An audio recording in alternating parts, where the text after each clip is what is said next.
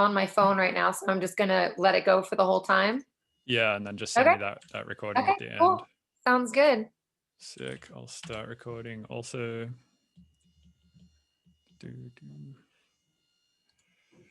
sweet. I'm also recording. Cool. Well, yeah. Thanks for taking the time to do the podcast. Oh, I'm honored to be on the podcast. Sick. Yeah, someone on Instagram was like, "You should get more women on the podcast," and I was like, "That's probably a good idea." So, And it landed on National Women's Day, so I feel extra special. oh, that's sick. Yeah. Well, yeah. Yeah, cool. How's life? How you doing? Life is, it's been pretty wild, just in general with everything going on, but I can't complain right now, honestly. Everything's been pretty good, as of late. How have you been? I've been good. Yeah, I've mostly been in the studio just making tunes. I've actually noticed my like production just has gotten way better over this year because I've just been spending, or over the last year, I guess. Yeah. Because yeah, I guess like usually when I'm touring, like 50% of the time or more, I'm not in the studio. So I'm Yeah. just like, out traveling and not writing music. And then, No, for the other sure. 50% of the time I'm at home, and out of the time I'm at home, 50% of that time I'm just fucking tired and just want to sleep from the I touring. completely understand. I felt like at the beginning of quarantine, it's like I would like to say that everybody was kind of like, oh, this is a great opportunity. We're all forced in our houses, because it was between like touring literally like 3, 4 shows a weekend, and then like also working my full-time job at the same time. Like 3, 4 shifts a week, depending on how much I was gone. And it went from like both of those things to having absolutely nothing. So I was like, oh, this is going to be a great opportunity to just like level up with my production and like get a shit ton of music done. And I feel like it went the complete opposite way for like the first little bit of like the first few months of quarantine. I feel like it was so hard to like wrap my head around anything that was going on. And I feel like a lot of people that I know were kind of like in that mental space for a while, where like we all just wanted to be like really productive, but we were all like so mind blown from like just the state of the world in general, that it was kind of hard to like be inspired by anything for a minute there. Yeah, that's totally true. I found the first like 6 months or so of quarantine, maybe more. I was just writing nothing but like weird ambient music and like Yeah. glitch and just like definitely not bangers, because I feel like that shit sort of lost its like I don't know, because I feel like bangers are general, they're kind of like functional music, like you Yeah. make them to make the party go. Yeah. No, exactly. And if all the parties are gone, then you're like, well, I don't need the fuel for the party anymore, so I guess I'll Yeah. just make something else. I think that's happening to like 90% of the people that I know. And this is the thing, there's people that, like I personally love experimenting and making all the different types of stuff, especially just like, you and I have known each other for so long now. I've kind of like implemented myself into every pocket of the electronic community somehow over the last like decade. And I love so many different types of bass music, but I feel like there are people that still, wake up every day and like just want to really make like heavy dubstep and have at least continue to be able to have something for when all this comes back, but it has been a struggle. At least like before Corona, I had already kind of like had my EP in the works, which has all been primarily like super heavy. Um, and I was just kind of getting that finished up as my big to do for the better half of it. And then once that was done, I kind of was like lost for a second. Like what do I really want to work on here? Because yeah, it's like we write this really heavy stuff with thinking in mind like what it's going to sound like when we play it live. Um and it's really hard. It's really hard to keep that up when we have nothing to be preparing for. So I've been experimenting in lots of different types of music actually recently, but I really get what you mean with that. It's kind of hard to like find inspiration when you're not going to be playing it live anywhere. Yeah. Also, I feel like, and I've talked about this a lot on this podcast, is like creative limitation, right? And I feel Yeah. like the best kind of limitation for getting music finished is time limitation. Yeah. And if you're playing shows every weekend, then you have that kind of time limitation. Yeah. Well, Where you. deadlines are kind of a blessing in disguise. I feel like it can go either way. Like some people really thrive off of like, they do, I don't know how to put this into words. Like it's obviously a lot more fun to be making music when there's no restrictions on it. Like you have more, creative, you have less limits and, whatever. But I personally feel like I work better under a deadline. Like when I know I have something that's due on a certain date, it kind of fuels the fire under me and helps me in a way. Yeah, and shows were really good for that because you sort of, well, at least I can speak for myself. I was like, oh fuck, I need like, these tunes to be playable for the weekend because I want to play them in my set. So I'd be like, shit, all Yeah. right. So I just have to get them playable. And just like whatever I got done by the weekend was, as much as I could possibly get done to make them playable or whatever. Yeah. But now I don't have those deadlines. I'm just like, all right, I guess I'm, just making tunes until I don't know. I don't have any like deadline, right? So I'm just like, I can just Yeah. keep working on these tunes. I Really, I feel don't. like a lot of the people that, especially a lot of the friends that we have in common, that have been putting out like way less heavy music recently. Like, if just talking about like Of the Trees' new album, DMVU's new album, like, like even, Charles's new album that just came out, like everybody that's been kind of like, everybody that's been in there feels by, what's going on the last year. It really shows in all the music that's been coming out within the last couple months. Damn, I didn't even know those guys had just put albums out. I Oh my should God, check they're them out. insane. Yeah, you definitely have to. It was just Charles was just the other day. DMV's was like, I want to say a week or two ago. Of the Trees was a few months ago. But everybody's just, I mean, they're still like, still sounds, like it's still bass music, but it's like, everybody, you can just tell, you can tell that everybody's been affected, um, in such a heavy way by what's been going on. I've even started like I'm still making dubstep, and I actually the next thing that's coming out for me is a probably the heaviest tune I've ever made, to be honest. It's a collab with Bampa. That's not going to be coming out for a few months, and I can't talk about where it's hopefully coming out yet, which is really, really the most exciting part, honestly. But hopefully that'll be public information soon. But that is my next release, which is ironically the most heavy I think that we've done so far, me and her.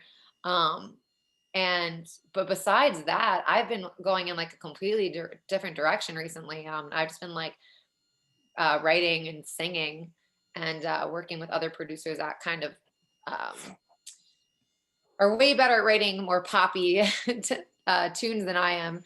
And I've been doing a lot of collaborating with my singing and songwriting, and that's been kind of like what's been driving me recently the most. Nice. Are you still living with Jesse? And No, so actually, well, were you just gonna say and Lee? yeah, Okay, so the house that you came to was where me and Jesse and Lee and our friend Paige, she goes by Freak, like FREQ. I'm sure you've seen her name pop up. But we lived there like, so that was 2 houses ago from where I am right now. And then me and Jesse got a house in a different part of Philadelphia the next year. And that was like probably like a year into when him and Sonia started dating. So Sonia moved in with us pretty quickly. And then so it was the three of us living in this house. And then they actually just bought our lease was up in August, and Jesse and Sonia bought a house in like pretty close, but just one more neighborhood over. And then I actually ended up taking back a flat that I used to live in when I first moved to Philadelphia, like one of my favorite apartments that I ever had, which is so funny. It's around the corner from Jesse and Sonia. nice. That's And sick that they bought yeah, a it's house. great. Jesse's crushing it. So Oh people yeah. who are listening, we should, I guess, stipulate or just mention that Jesse equals Subtronics. Oh yeah, we're so Yeah. yes. So lived with Subtronics and Freak and And Chi, and then lived with Subtronics and Level Up. And now I'm just living with my really awesome friend Gabby, who I met through a friend. She's like this amazing hairstylist that just ironically, or not, I keep using ironically incorrectly, coincidentally works next door to the restaurant that I work at. So she's amazing. I've been living with her. And then I'm in Dallas like mostly half the time with Joey Hesh. He lives here. So I'm here right now for like 10 days. So it's a nice. lot of back and forth recently. Yeah. Sick. But That's we've got awesome. a pretty solid Philly crew. And then I'm sure you know Zone Drums too. I think so, yeah. Aaron, who's an incredible drummer. He lives like on one side of me on another street, and then his girlfriend just moved around the corner from me. We like have like the most, and Tie-Dye Kai lives like 3 streets over from me with Digital Nice. Ethos. So we have a pretty solid Philly crew, musically speaking. Nice. Yeah, I think Space Jesus was in Philly for a while too, right? And then He also was. I I don't think think he is anymore. I'm not sure where he went. yeah, Philly definitely has a pretty cool crew, or just a cool, yeah, Philly's sick. I played a show there January sorry, I keep thinking this year is still 2020. I played a show there in like January or February of 2020, just before all the lockdown stuff with Dylan Ilgates. And Okay. after the show we went out the front, and there was just a dude out the front with a giant tank of nitrous, just like filling balloons up and selling them for like $1 to kids. And I was like, dude, what? I've never seen That is that. called the Nitrous Mafia. I heard Um, about this. Yeah. yeah, so they're very present at all electronic. Actually, they're very present at any musical event that has people that may possibly be intoxicated or on other types of substances exiting the premises.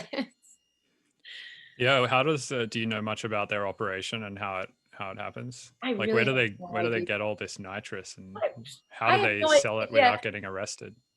I think that it's, I guess, technically legal. I really am not sure. And I got to be honest with you, even if I was sure, I don't think I would speak much about it. I don't know. I really don't know anything about these guys. I've just been living, I've been living in Philly, like actually living in the city for like 7 or 8 years now, and have been going to the city since, um, going to concerts since I was, like barely 18, young enough, like, or just old enough to start attending concerts, which is now over a decade. And they're everywhere. And I have no idea how they get away with it.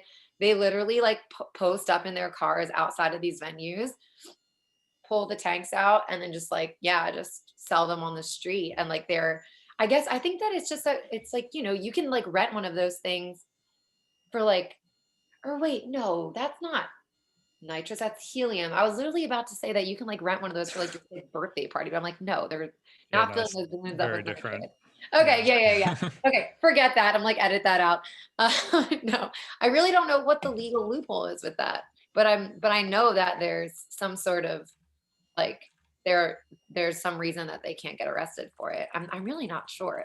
Something that we maybe would be interesting to look into. Yeah, I'm gonna look it up. Is nitrous legal in Pennsylvania?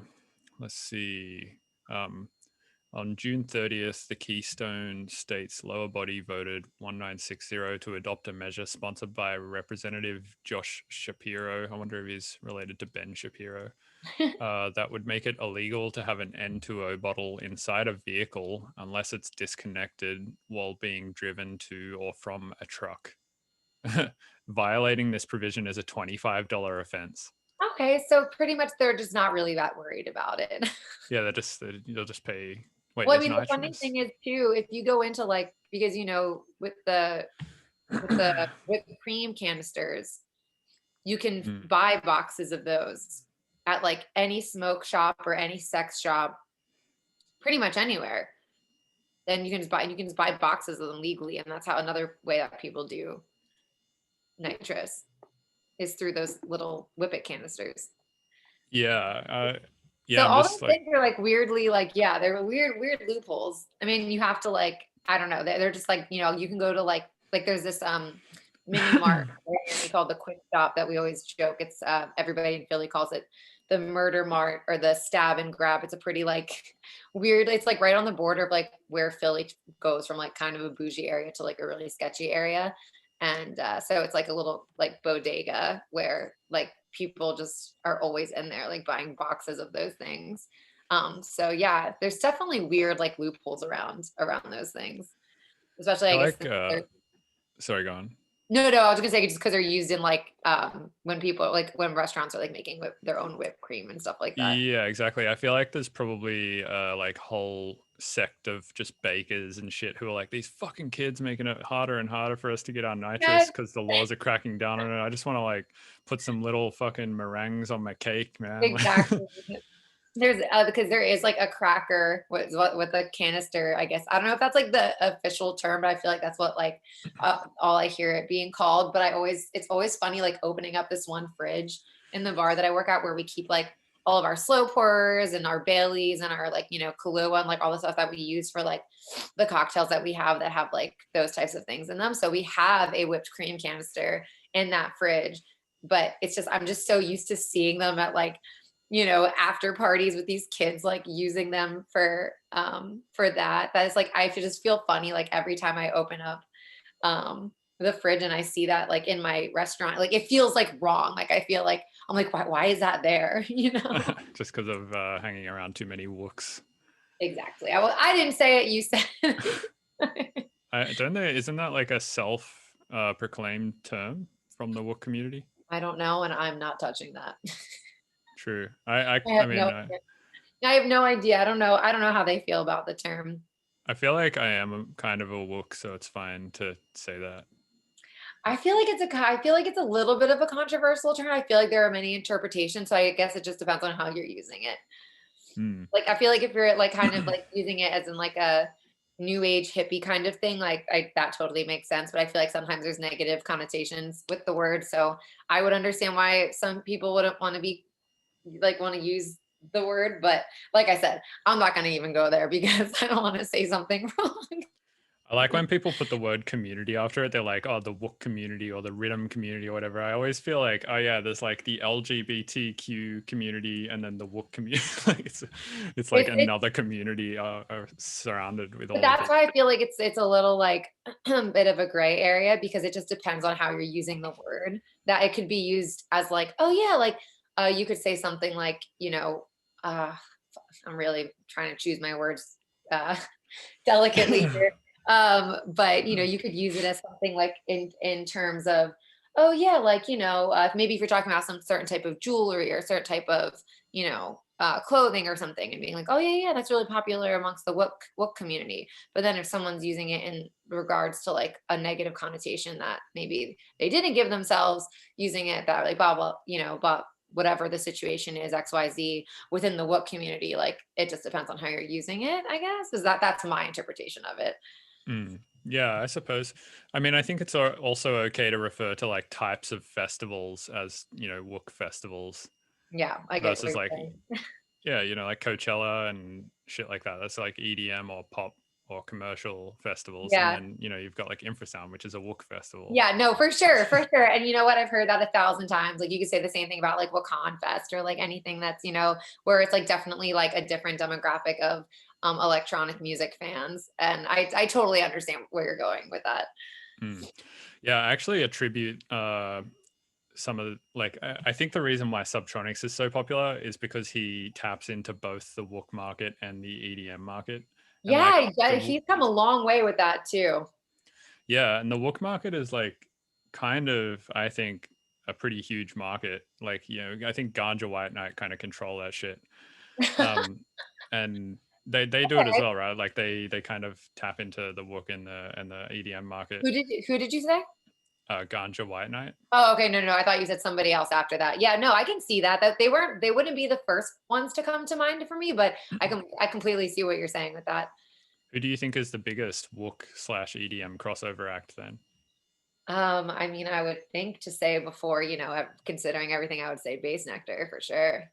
That's kind of true actually, but he retired, so he doesn't count. Exactly, definitely doesn't. But I don't know now. It's hard. It's hard to even think about these things now with everything just being shut down. I feel like so out of touch.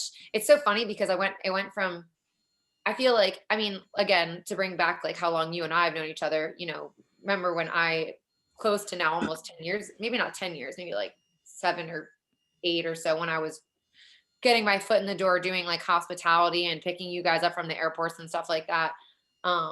It's so funny because like around that time was when I really like dove into the whole electronic scene, mostly dubstep really. And, I felt like I lost touch with like anything outside of like bass music. And now that I'm getting so involved with this like singer songwriter stuff and like really trying to do my homework on what's been popular the last 2 years, I feel like now I've gone the complete opposite way, and it's like I'm looking into, all these like singers and kind of like alternate. I don't really know. I don't like using the word pop music, but like, it essentially is. But people like Billie Eilish and Paris and Ashniko and Charlotte Lawrence, all these amazing women singers that I've been like really inspired by lately. I've been doing, I kind of like have dove into that in the last like 6 months or so. And it really showed me how much I have not really paid attention to anything besides EDM for the last like 10 years. And, I'll be listening to these girls and all these other artists will pop up on Spotify that have like millions and millions and millions of followers. And I'm like, who are these people? Like, I really have been living under a electronic music rock for the last 10 years. I have no idea what the hell's even going on. Like, it's just crazy how you can like completely immerse yourself in something and have no idea what's going on outside of that world. That, and especially with dubstep, like how little the world really is, you know what I mean? Oh yeah, Um, super niche. I mean, it really I is. didn't hear about like two tracks that I found out about through quarantine, which I then found out were like probably the two biggest tracks of the last few years was Travis Scott's Sicko Mode. I like had no idea about this song until like a week ago. So I'm And so disconnected from that world too. yeah, and the other one was Old Town Road. uh, I don't think that, there's really any reason to be sad about that. If I'm well, it's gonna like the biggest tune that has like ever happened, right? Almost. I really, again, I'm so, oh my God, it's honestly really unfortunate how uneducated I am in that world, because I'm really starting to like figure out how little I know about any of these types of like the people that are running the music industry right now, like the biggest names that yeah, it's just like I haven't even heard of these people. And all of their pages, I get onto their Instagrams, it's like 20, 40, 50 million followers. I'm like, what? How have I never heard this name before? That makes no sense. It's crazy. I feel like it's just insane how much music there is out there. It's just really what it comes down to. It's completely overwhelming. Well, the It's like, barrier for entry these days is pretty low, right? Like all you need at this stage is pretty much like an iPhone with some app on it, and you can make a tune. And then to get it on Spotify is also quite easy. You just need to pay $20 to DistroKid, and then they'll put it yep. on every store that you want to put it on, right? So it's like Yeah. with that kind of barrier to entry, you both get one a bunch of artists who you would never hear of otherwise and who are actually really talented and Yeah. doing really cool stuff, who may in the pre Spotify era have just like gone swept under the rug or not gotten their foot in the door because the Yeah. people who are gatekeeping these types of things wouldn't have let them in. But you also get this overwhelming amount of music that's getting uploaded, and a lot of it is trash, and you got to wade through all of it. And Yeah. so it's kind of like you got to take the good with the bad, I think, with the low barrier to entry thing. For sure. I mean, it's also like, yeah, and I think that in what you're saying, like in as a perspective as a listener for sure. And then as an artist, I just feel like it's a constant like internal battle of like it's like the most inspiring and discouraging thing at the same time, I feel like, because it's like there's so much out there, and like every time I hear a new artist, like honestly in any genre, because I'm so like that's like one of my biggest faults, honestly. I don't know, it could go either way, but I'm so genuinely like passionate and inspired by so many different types of music. Honestly, so many different like career paths in general. Like I could see myself doing so many things, which has been hard for me to like pick one thing. But as an artist, like seeing so much music coming out all the time and hearing so many different things and like being one of those, I guess you could just say that I'm like really impressionable, honestly.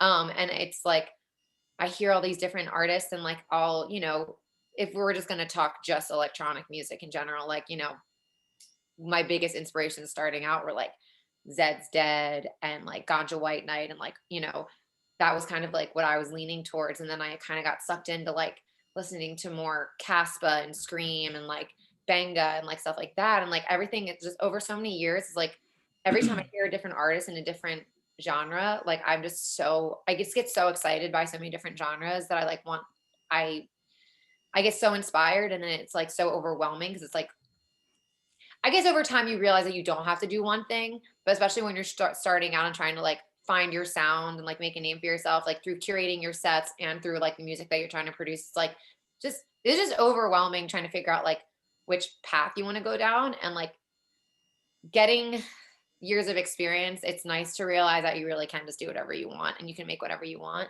But I just feel like now, especially again, looping back to like digging into the pop world and like this whole other beast that I have been so far from for so long, it's like hearing all these amazing singers and thinking like, oh my God, I'm so inspired. I want to make all this stuff. I want to do what all these girls are doing. And then just being like, wait, there are so many artists. Why even try? You know what I mean? And like I know ultimately like that I would never like let that mentality take over, but like you can't help but, or at least I personally can't help but like constantly have those two going against each other in my head. I don't know. That was like a long rant, but I hope Well, it it made depends. Yeah, I understand. It depends like why I think you're doing the thing. And if you're doing the thing just because you want to be like popular from doing the thing, yeah. then yeah, that can be like an overwhelming thought to be like, fuck, how am I ever going to get heard over all this noise, right? Like there's so much shit Yeah. happening. Like what's the point? Because if the whole end game plan is to get this sort of status and money and shows and all that kind of Right. stuff from it, then yeah, it's going to be like that can be a thought for sure. But I feel like if you're just doing it for the sake of the fact that you enjoy doing it, then all of that becomes sort of meaningless, right? Because you're like, Yeah. well, who gives a shit? Like if anybody likes this, or if anybody goes to the shows or does all of this stuff, because at the end of the day, like the whole sort of reward in the first place was just doing the thing, like writing the music, Yeah. right? But Yeah. it gets tough to think about stuff that way when you're trying to make music like your full-time job in your career, right? Because at some point, like people have to start giving you Yeah. money to do it so you can actually do it full time. Exactly. And it's that's the hard part. And I feel like there's, a lot of people that say, there's that old saying like if don't, if you have a job that you love, you'll never work a day in your life. But then it's like there's this, the complete opposite view where it's like, no, if you make your something that you enjoy your full-time job, it kind of takes away from like the enjoyment, like the carefree, like I'm creating because I'm creating. I mean, I've been singing and writing lyrics and writing songs since I was literally a child, like a small child, like inviting, like having my parents invite my aunts and uncles and cousins over to like sing the songs that I wrote them and stuff. And it's so funny how I ended up being a DJ and producer because I was trying to learn how to become I kind of gave, well, okay, I'll try not to make this a super long thing, but I always wanted to be a singer. I actually moved to New York City when I turned 18 because I wanted to like pursue like a singing and like dancing career. The second I turned 18, I moved there. But right before that, I'm not sure if you know this about me because I don't think we've ever like gotten a chance to talk about this. But when I was 18, I got really sick. It's a really long story, but the last pandemic we had, I got swine flu, Oh and then shit. which caused MRSA, and on my lung, and then caused pneumonia. Wait, what And is MRSA?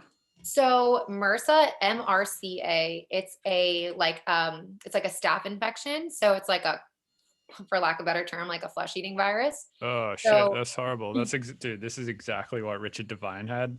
And he yeah. he told me about this whole story and I fucking passed out. So like Do you want me to spare the gory details? Because it's little. no, let's do it. I'll just try not to pass out this time. All right, I'll try to keep it brief. Long story short, was really sick, like flu sick. Went to the hospital because I felt like something was genuinely like not okay. They sent me home, said that it was just a viral infection that I just needed like rest in liquids. Next day, woke up, felt like uh, there had been acid poured down my throat. Like my ears, my nose, my throat were burning. Like I've never cried from physical pain in my life. And I literally was like hysterical. I had just turned 18. So I literally went to my pediatrician because I was too scared to go back to the ER. And he was like, I forget even what he like thought it was. This is so long ago. But whatever it was, he prescribed me like cough medicine, like with codeine or whatever in it.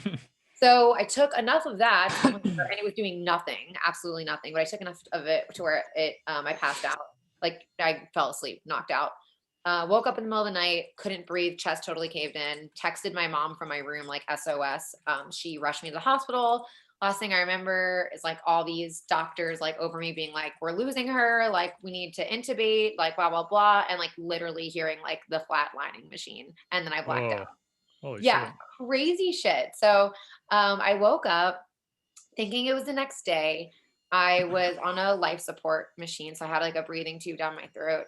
It took me like a whole day to like come to, and then they had explained to me that I had been in a coma for almost 2 weeks, Holy fuck. and that they had medically induced me because I was dying. They had no idea what was going on, so they put me in a coma. Did like a CAT scan, I think it was, because they couldn't figure out like why none of the I had like a PICC line straight to my heart that was like 19 different antibiotics, and they couldn't figure out Jesus. why none of it was working. So they did a CAT scan, realized that I had gallbladder stones, which was completely unrelated and like probably wouldn't have even noticed them for like another few years. But since there was like an infected sac of fluid like around my gallbladder, they had to do emergency surgery and take out my gallbladder. So first surgery I ever had, mind you, I was like in a coma, didn't even know. So I come out of the coma. They explained to me what would happen, that I had gotten swine flu, and it was funny because it was right after senior week, like right after I graduated, and they were like, "Did you go to Mexico for senior week?" And I was like, "No, I went to Myrtle Beach for senior week." And they were like, "How the heck did you get swine flu?" And I was like, "I don't fucking know." So they said I had swine flu. That's why I was so sick. When I went into the hospital to go to the emergency room, I must have breathed in MRSA. I guess MRSA is very airbound in Mm. hospitals. So I must have breathed it in. And that's why like the burning went through my nose to my throat, down to my right lung. And then that caused pneumonia in my right lung. And then that's what's like essentially almost killed me. And then now, so then it took me like a year to recover. My right lung is now all scar tissue, and my vocal cords are like severely damaged from being intubated. So me being just like me, I never went to an EMT. I never like sought out vocal coaching. When I got really like immersed in like, learning how to uh, DJ and make like dubstep, I kind of stopped worrying about it. But now that I've started focusing more on my singing, I have started with a vocal coach with this amazing guy in Philly who's in this band called Minka. And he has assured me, it's probably the best news I've ever gotten, that they are totally healable. And he kind of like explained the whole science behind everything and how like your two vocal muscles work, and how like, he explained all the biology behind it. And it sounds like there is actually hope for me after all. And now I'm in the process of working with a vocal coach and healing my vocal cords and giving me some proper um, singing train, like professional training. And apparently we can only go up from here. So it's been really actually like a roller coaster of emotions the last couple of months with all this stuff. But that's what's been the main focus recently, is like healing my vocal cords and working on all my like singing, songwriting stuff. Damn, that's an intense story. It is kind of crazy, right?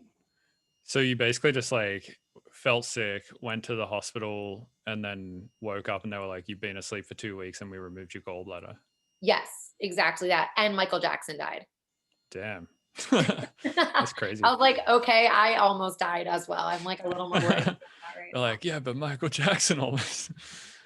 um, did you like what does it feel like waking up after 2 weeks in a coma? Was like were all your muscles kind of like stiff and atrophied and all Hey, you sorts of know what's stuff? crazy? So after that, so I was in the ICU because I was in quarantine Mhm. because of the MRSA. So I was in the ICU, and I was in the ICU for another week. So I had essentially been bedridden for 3 weeks. And they had these things on my legs that are like electronic, and they like keep the blood flowing. And it was like, okay, so the first time I tried to stand up, like when a nurse was getting me, because I had to do like a ton of physical therapy because my legs like literally weren't working. And it was like out of a movie. So I sat up, and she's like, okay, we're gonna help you get up. And I went to stand up, and I fell into this nurse's arms. Like it was literally like cinematic. And I was like, just started sobbing. And I was just like, because it's already so like, oh, it's so, I mean, listen, like they saved my life. Like I was only happy to be alive, but like imagine like all of that being 18 years old. Like I'm also super claustrophobic and have like, this is a lot of information, but I have a severe like panic disorder that I've had my whole life. So all those put together with what was going on, and pretty much dying, it was hard to like knock it out of my head. Like, I mean, I survived, which is incredible, but like for over a year, I was just like every single day waking up thinking like I'm just gonna drop dead. So like that whole situation was so overwhelming, and like just being helpless, like, and then like trying to stand up and walk, and like just like literally physically falling over, and like you can't, after only 3 weeks your legs stop working. It's not. Jesus. Yeah, it was crazy. So then they kept me in the ICU for a week, and then they moved me down to like a regular room, and I was there for a little bit more over a week. So I was in the hospital for like a month, and then it took me to like a year doing physical and just a little bit of physical therapy to help me get my legs working again, and then respiratory therapy for like a year. Jesus, that's crazy. Just from being in a 2-week coma plus having, or was it this from the MRSA more so than the? Yeah, so my right lung is like completely non-functional. It's all scar Oh tissue. fuck! Yeah, Damn, that it's sucks ass. crazy. That's Is why that if like? I've ever been addicted, anybody listening, that I've ever, the one thing I like to think I'm a nice, really nice person. If I've ever snapped on you for smoking a cigarette around me, this is why. Oh, geez, yeah, that makes I'm sense. such an asshole when people smoke cigarettes around me. I'm like, can you take that elsewhere, please? I mean, it makes sense if you've only got one lung, you got to take care of it for sure. I also just hate cigarettes, and I hate when people smoke cigarettes around me. It's my one pet peeve that brings out like the nasty Lex. So does this fuck up your cardio much? Like just having one lung? You know, it's like it took, obviously at first it definitely did. Oh my God, I couldn't even like walk without being out of breath. Now what I'm finding is that, so like the only weird things I've noticed is like I've always been pretty active, but I'm not like a gym person. When I try to go to the gym, I can't run on a treadmill, and I can't like run on like flat ground. Like I can't like go for a run outside. Running on flat ground or something flat like a treadmill triggers a lot of chest pain and puts me like crazy out of breath. Using like an elliptical, for some reason, does not. Um, I I make this joke like, so how I was just explaining how like all of my best friends live like less than 2 blocks away from me. I Whenever I'm coming back from their houses at night, I live in a pretty safe area, but it's like still Philadelphia. Like I'm a young like girl by myself, so I just, my theology behind, is that a word? A word? My theology? I don't know. My way of thinking is that when I'm going home from someone's house really late at night, I'll just sprint, because I'm like, who would really want to like fuck with somebody that's just like sprinting? You know what I mean? I'm Right. just like, because they're just gonna be like, what's going on with this girl? Like, why is she sprinting to where or from who? So like, since I'm always never going more than like a couple blocks, I just sprint.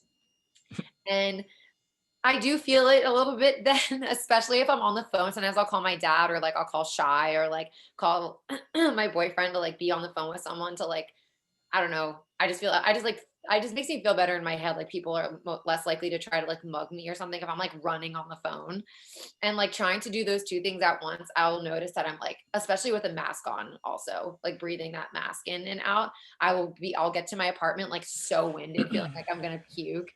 And I'm just like, okay, I don't know if this has anything to do with my lung or whatever. But another thing that I noticed too is that like, I work a bar job. So sometimes I'm working like 12, 14 hours, and I double mask at work. So I'll do like an N95 and then either like a Oh surgical mask. yeah, if you got like COVID, you'd be screwed, right? Probably because Yeah. of the one lung thing. Oh yeah, which is why I've done pretty much nothing but work, home, come visit Joey in Texas, and that's it. But yeah, no, I don't chance. I try not to chance it as much as I can. But at work for sure, definitely. Honestly, anywhere that I go, where if I go to like the grocery store, if I have to go to the airport, I always do an N95 and then a surgical, or some type of other cloth mask over it.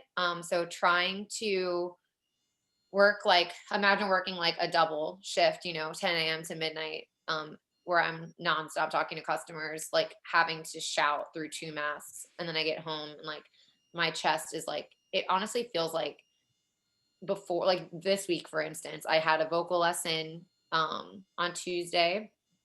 And then right afterwards had a recording session with I don't know if you're familiar with 92 Elm. His name's Joe Hetterly.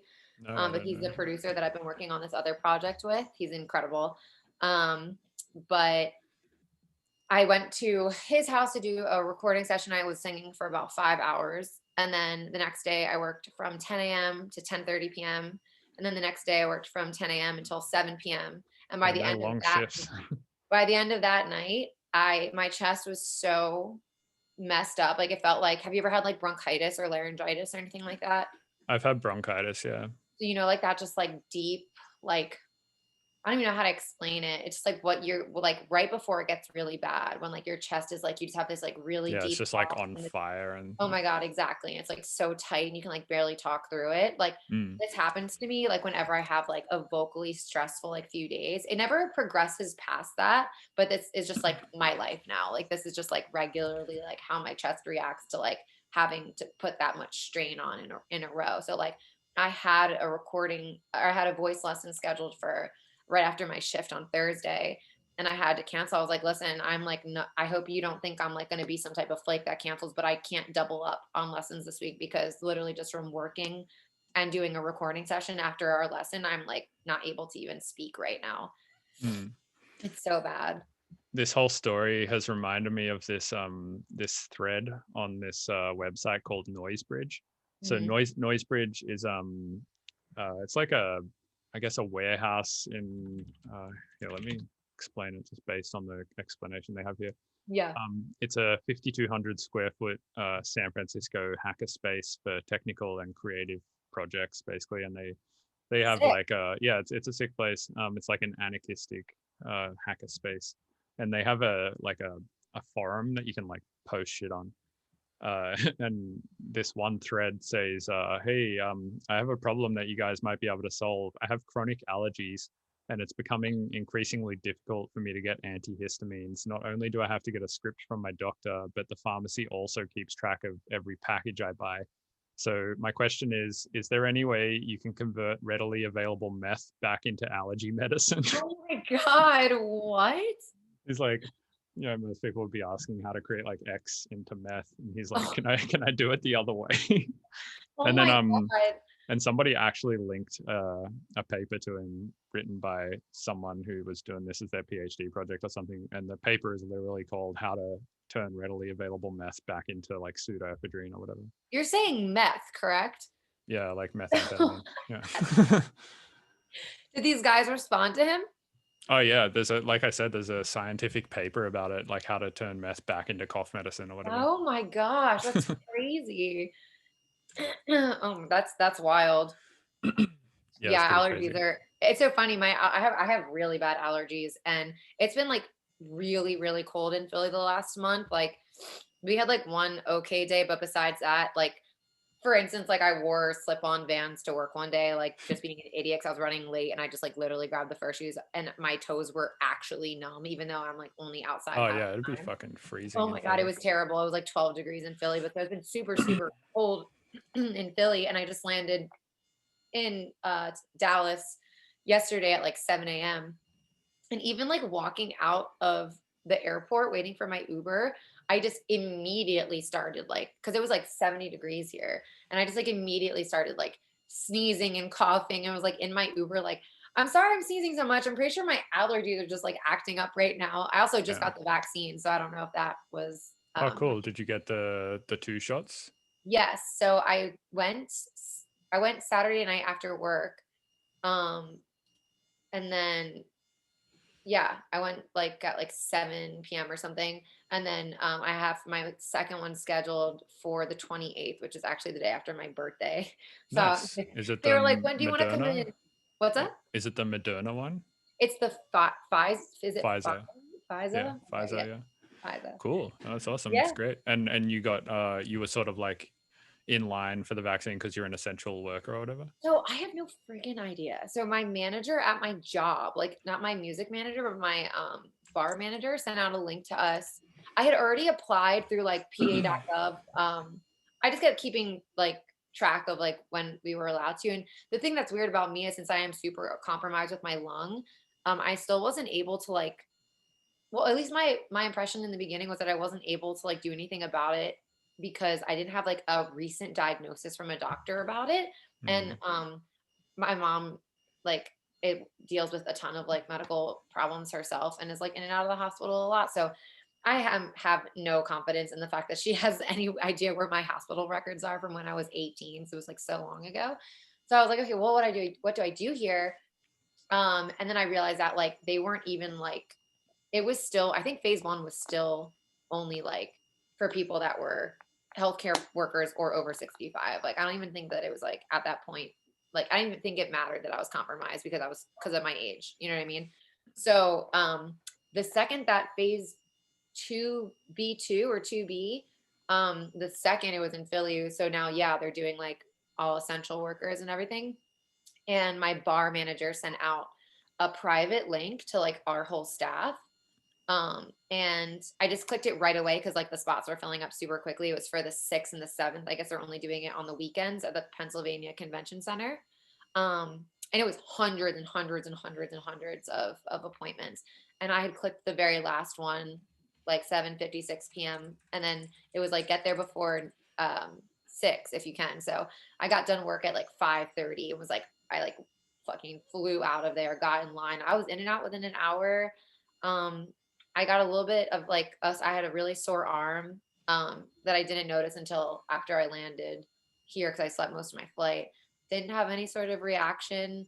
And yeah, I was like, Apparently, the second one is the bad one. I've talked to a few people, yeah, including my doctor, who got everyone I've talked to got the Moderna one, which is so far I talked to my doctor who had that one, and Hero Bust who also had that one, and they yeah. both said the first one is like kind of a primer, and then the second one kind of knocks you out for like a day, which Ugh, I sounds mean, bad.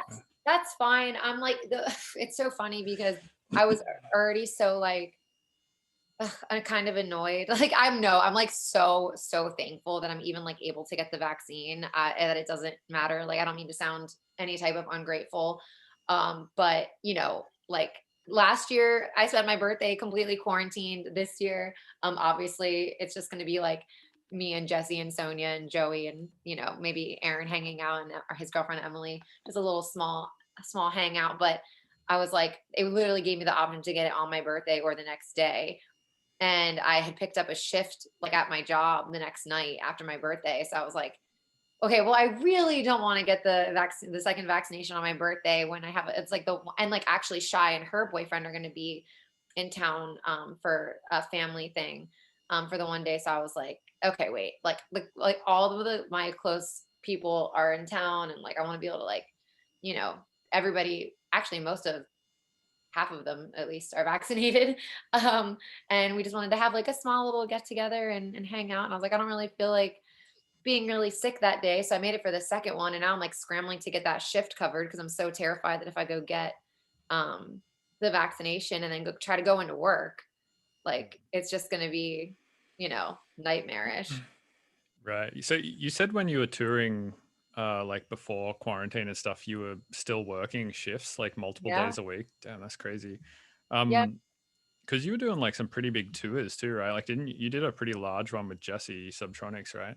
Yeah, I did a 2-month bandwagon tour with him and Blunts and Blondes. I actually, so at that time, my schedule at work, so before COVID, right now we're closed Monday, Tuesdays, but I've been working at this job for like 4.5 years. Even when I was like when I first started working in the music industry and I was doing like artist relations, hospitality, I was training how to become a tour manager with Jesse. Um, through all of that, like for a bunch of different companies. And I was really trying to, you know, do as much as I could with Eric Silver, Grave Dancer, had that, and Jesse. Even then, I was still working like full time my job, taking off shifts to drive him all over the country and like pseudo tour manage and kind of like learn the ropes and stuff. And then when I started touring, I kind of like when it started getting busier, I moved my job is amazing. My work job, I'm very preachy about it on the internet. It's probably really annoying because I probably post about it more than I post about music. But I wouldn't be able to do any of this music stuff without having such an amazing serving job where I work. And it's funny because the job that I work at pre-COVID, I mean, we're going to go back to it, but it's actually a pretty big staple music venue in Philadelphia. Oh, It's cool. What's it called? called Johnny Brenda's. Okay. We don't have a lot of electronic music acts, but mostly like folk bands and like indie bands and rock bands. But it's like I like to compare it to like the Philadelphia New Age CBGB. Like I feel like bands that like when they're coming up, like it's a really sought after venue to play for up and coming bands before they're big enough to play like Union Transfer or the Fillmore or The or Fillmore is where I played when I was out the front and people were selling nitrous out of. yep, yeah, that's awesome. Wait, yeah, okay, you said you played with Ill Gates. Yeah, we Oh, played you in guys like play the a Foundry? the I remember smaller that show. thing up the top. Yeah. I remember that show. I think I was gone that weekend. Yeah, But we didn't play that like big room. yeah, that's that. I didn't even get to see when Jesse and them played that big room because I was at Okeechobee. Oh, that's sick But that he's played that big room. I mean, it makes sense. He's definitely big enough to do that now. I am not surprised, and I feel like it's only going to keep going up from there. God, I'm so fucking proud of that kid. Yeah, It's he's just killing it. that's. I mean, yeah, I've been watching this since the early days, and it's just if there's anyone that deserves the success they have in this world, which I can easily say for a lot of the people that I'm closest in the industry. Luckily, I'm really fortunate to know all of the like really magical humans that we have in this community. But God, that kid works so hard. It's insane. I've never seen anybody work harder than him, honestly. But that's really but the Foundry's awesome. I actually opened for Closey in the Foundry, Oh, and cool. that was an amazing show. I love that venue. The sound in there is incredible. But Yeah, it was nice. I think they had function ones in there, maybe, or something similar. yeah, I think so.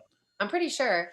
And then, but yeah, Johnny Brenda is like the job that I have that I've been working a long time. And when tours started getting busy, they let me change my schedule to Monday, Tuesday, Wednesday. And then I would just pick up shifts on the weekends when I wasn't playing shows. So pretty much what would usually happen is I would work Monday, Tuesday, Wednesday, sometimes three doubles in a row, picking up any shifts I could. And then I would usually end up flying out somewhere Thursday or Friday. How would you get time to like put your sets together or write any music? Well, there's a reason that I had one song come out in 2019, and there's a reason that Mm. I had my first EP and only two other singles come out in 2020. Like, I'm also very new to production. I've only been doing it a few years, But I and mean, there's artists out there who, music is their full-time thing and they put out, one EP a year as well. So I mean, honestly, it's. I feel like I don't. I feel like I mean, I don't have a lot of time. I didn't have a lot of time. There were some days where I was literally having my day to day Meg book me flights home on Sundays from whatever tour that I did that weekend to make sure that I could make it home in time to pick up a dinner shift. yeah, Like that's it's crazy. yeah, I mean, but like listen, there are so many artists that are doing that. You know what I mean? Like this is like there are artists that are genius producers like yourself who find a million things to do to stay financially stable enough to fill in the gaps between touring. I'm not one of those people. I've been only producing a few years. I'm still developing my own sound. I'm still trying. I still need help from my friends. You know what I mean? Like I need so much guidance, and it takes me a freaking year to put an EP together. You know what I mean? So it's like Mm. I don't have those. I'm still working towards becoming that amazing of a producer where I can find jobs in between to do where I don't have to work a full-time job. You know what I Mm. mean? But I've just been lucky enough where I've had this incredible serving job at this awesome bar where I make enough money, and like they have worked with me so generously and been so supportive of my music career that it hasn't been an issue. Yeah, that's So sick. So it is really sick. you like blew up pretty quick. I guess like when you went on the Subtronics tour, I noticed like there was tons of buzz around you and Vampa doing shows together. Yeah. And that was sick. It was really cool to see. Thank you. Um, but I have a question. As like a woman in the music industry who like blew up that quick, do you get like a ton of those fucking hater comments from dudes trying to like mansplain how to actually DJ and like all this kind of crap, or is it mostly positive feedback that you're getting? Okay, so it's So so the weird. reason I should preface, the reason I ask is because the other day I saw video made by my buddy Ben Jordan. He made a pretty cool YouTube video about why there aren't more women producers. Yeah. And he talked to a few different people, and one of the people he talked to was Sarah Longfield, who's just a fucking insane guitarist. She's so good. And I'll have to Ben check is, yeah, Ben is also an insane guitarist. They're both really good. Hell yeah. And Ben was like, I play guitar all the time. I'm like pretty good at it, but I'm like nowhere near as good as Sarah. And in all my years of uploading videos of me playing guitar, I've never gotten a hateful comment of somebody trying to tell me how to play guitar yet. Like Right. all over Sarah Longfield's videos, Yeah. people like, oh no, you should do it this way. Like this is how to do it. Like, and I feel like, yeah, women just kind of get that unfair treatment in the music industry, which I think is kind of bullshit. So I guess like my No, I question is just appreciate like, that. what has your experience been like on that side of things? Okay, so my personal experience has been really weird and unique to, I think, and different to a lot of the women that I'm close with in the music industry. I definitely have. I get really random. It's weird. The hate that I get feels really, really personal for some reason. I get very little of it. So I don't know. I don't really have that huge of a following. I'm I don't compared to, the women that I work with, I really feel like, I'm still really making my name in that. And like I said, a lot of my experience in the music industry for the first, when I was really like working to get my foot in the door was on the other side, you know what I mean? Trying to tour manage and do all that stuff. And I think the reason that I did, my name became, like I said, I don't really feel like I have that crazy huge of a following, but yeah, becoming like getting the attention that I got so quickly, definitely had so much to do with the people that I was, associated with, like being on Jesse and Michael's tour. Like that was insane. Like that, it was insane that I even got that opportunity, and I worked really hard to get that tour. I opened, and I also did merch for that entire tour. And that was kind of like, my I feel like I, put a lot of years into paying my dues, and, I wouldn't have it any other way. As far as like when I started DJing and producing and putting out music, yeah, I definitely get hate. I definitely get people, accusing me of everything that every woman gets accused of, Right, like only. not really DJing and like, Oh not yeah, producing your own music not and producing like my music, not DJing, not, what? I don't know. I've never been accused of not DJing. That's one thing. I don't know why. Maybe I really don't, because it's so funny, because I see people accusing Jesse Subtronics of pre-recorded side. It's like some of these kids literally just don't even know what the things that they're saying means.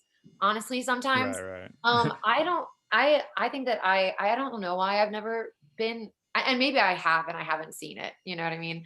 But I have this weird. I don't know why, and maybe I'm gonna jinx myself now, but I don't get as much hate and as much like. Another thing I really don't get is like creepy guys in my DMs. Like, oh my God, the things that I see, and I do, like these things happen. They just happen on such a minor scale that it's funny to me, because I see all my girlfriends, even girls that like I know that have a big following on Instagram, who aren't even like they're just like girls that are just like doing whatever career they have in, whatever, hairstyling or finance, or doing, all my friends that do a million different things, and they still are harassed constantly by men in their DMs every day. And I get them here and there, but I really am not too bothered. It's really weird. If anything, in the start, I got a lot of hate from a lot of women Hmm. in the community, which was weird. Yeah, that is kind That of that weird because you'd think like women would want more women to be like large yeah, in the it was no community. one that I was ever close with, and I don't hold it against anyone, because you know what, I feel like it's not, things aren't lost on me. I'm not an idiot. I just am very appreciative of what I have, and I take my like very specific and, lucky opportunity that I got, because of I would like to say, I think I'm okay in saying this, that I think it was because of how hard I worked on the other end of everything, and how many years I put in, um working the other side and making those connections, where, and also like just being obviously like I owe it so much to being a part of Grave Dancer and like working with Jesse and like him wanting me on the tour, and like, you know, they knew how well I could DJ and that I could do a good job um with the merch and everything. And like I felt like I really do genuinely feel like I earned that spot, and that tour gave me so much attention. So I'm truly grateful for it. But I feel like, you know, it's not lost on me that I got a lot of the opportunities I get because of all the connections I made from working so hard on the other side, which people don't know. So I got a lot of like, oh, like where the hell did this girl come from? Like, oh, it's what, because she's friends with Subtronics or because this or that. It's like, but no, I just worked really, really, really hard on the other side. And then people that really believed in me and knew how well I could DJ gave me an opportunity. And I think I did a good job. You know, I made a lot of fans from that tour. So I think that, I think people had a good time at my sets. And honestly, I'm having such a great time learning how to produce, and it's been a journey, and it's been really fucking hard. And it does not come naturally to me, and I have to work really hard at it. Um, I mean, I but think that's the case for everyone. I feel like oh, absolutely. But I music feel doesn't like, write itself. no, of course. I just feel like, you know, this is kind of something that's important for me for people to know that I've never really been given the chance to explain. So I thank you for this. Mhm. But my journey in the music industry, while I am working very, very hard on, you know, producing music and learning every day and pushing myself as hard as I can, it doesn't come easy to me. I've never been driven by, like, I was never one of those people that woke up every single, like, you know, I didn't start making music because I woke up and was like, the first thing I think about is like jumping on Ableton. I'm like, all I can think about is like getting home and learning like more and like wanting to produce. Like that wasn't like what got me started. Now I enjoy it, and I work really hard at it. But like I just got so sucked into the community as a whole. And when I got the opportunity through trying to like I don't know. I felt like I woke up every day with thinking my purpose was to like connect people and take care of people. That's all I think about is how I can make people happy, how I can make people's lives easier. And like that's why I thought I would be really good working for, you know, as in management or as a tour manager or in, you know, working artist relations. Like I mean, you know, you've seen me do it. Like I'm really, those are really where I felt like my skills were utilized best. And then when I started DJing as a hobby and I loved it and I was excelling at it and I was given the opportunity to do it as a career, of course I jumped at it. And then that is kind of what forced me to start learning how to produce music, because I didn't want to be the person that was just DJing without putting their own stuff out. You know what I mean?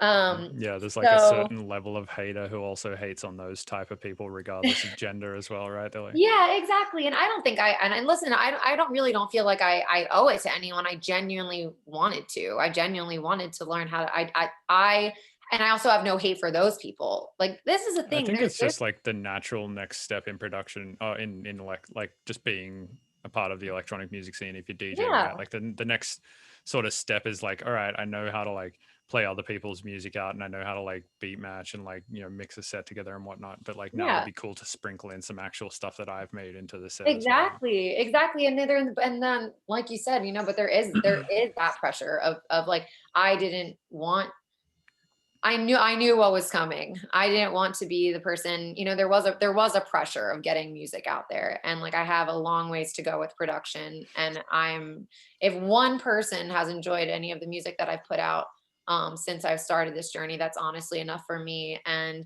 you know, but one of the things there is an art.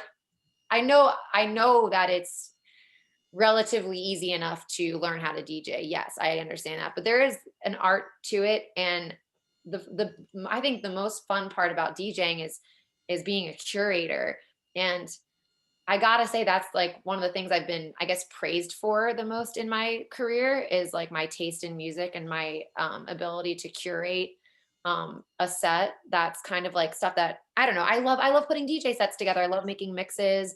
And while again, yeah, while I'm loving learning how to produce, and I am very happy that I was pushed into doing so, my drive as like an artist in electronic community or at all has been 100% to put on a show that people can look forward to. Like, I liked the fact that I thought of like the way that I felt when I was going to see Zeds Dead, or I was going to see Ganja White Night, or I was going to see like any of the people that like you know what I mean? Going to see you, going to see any of the people that I've like looked forward to being like, oh my God, I'm working 3 doubles this week, and then I have this to do, and then I have this to do, but then I get to go to this show on Friday and it's gonna be fucking awesome.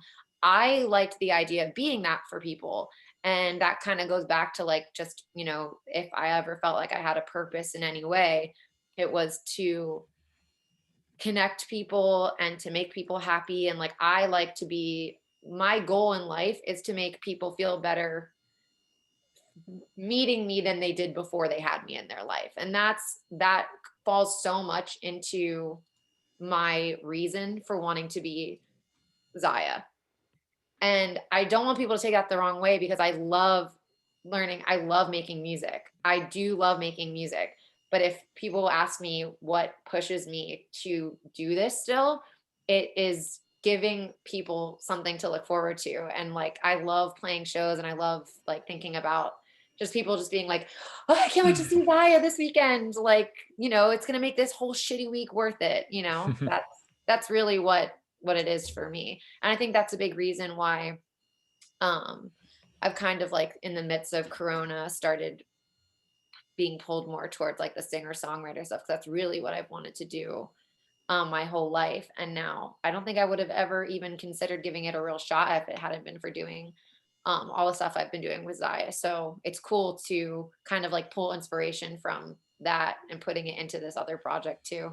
Sick. Well, yeah, I can't wait to hear some of the singer songwriter stuff you're doing. I think it'll be super You. interesting, and I'm stoked to hear that direction. Well, yeah, thanks a lot for coming on the podcast. It's Oh my been God. awesome to chat, and yeah, I don't actually think we've ever like had a long proper chat anyway, even though we've known each other for a while. So I know. No, just a lot of car rides and a quick stop for water at my place. right, exactly, and just like No, I'm honestly like, when you asked me, I felt so honored that you even wanted to talk, but it's honestly like, it's really nice. I'm really grateful to you for giving me the opportunity to kind of speak my truth, because I feel like, you know, your question asking me about any hate that I get, I've been really, really grateful to not receive a lot of that. And but I also still kind of felt like people had a certain idea about me in their head. hmm. And you've given me a platform to really go into detail about my intentions and my journey, and I really appreciate that like a lot. Yeah, of course. Yeah, definitely stuff like Twitter and Facebook and Instagram is like not the correct platform, I feel like, to talk about stuff like this, right? Because Yeah. the content and the attention span of the people on like those platforms is like way too short. Not Yeah, that I'm like the also really bad at it. I'm like so bad. Like I try so hard to be good at social media, and I'm just like too busy. You know, it's like, yeah, it's makes hard to sense keep up with. for sure. Well, yeah, thanks again. Yeah, thank you. No, seriously, like Bill, this has been such a pleasure, and I really hope that you know how honored it was that you asked me at all. I appreciate it so much. Of course. All right, well, I hope to chat with you soon. Yeah, you too. Let's keep in touch, okay? Will do. All right. All Have a good right, one. you too. All right, bye. Bye.